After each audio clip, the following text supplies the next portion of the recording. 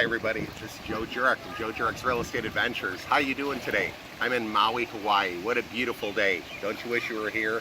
Can real estate change your life? It sure can. You gotta be committed, you gotta have goals, and you gotta take action.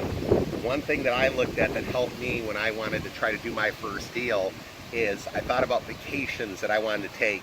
You know, on my list, I thought about Anchorage, Alaska. I thought about the Hawaiian Islands. I thought about the Grand Canyon. I thought about Statue of Liberty.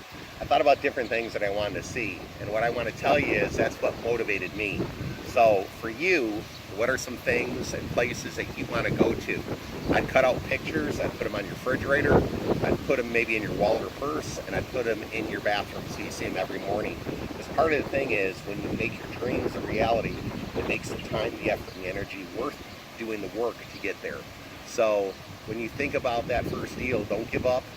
I want you to stay focused. I want you to make a lot of offers. I want you to look for properties with a realtor, but I also want you to look for properties through for sale by owner or off-market unlisted, because that's where some of the real deals can be. So get out there, make your dreams a reality, believe and achieve. Take care. Bye-bye, everybody.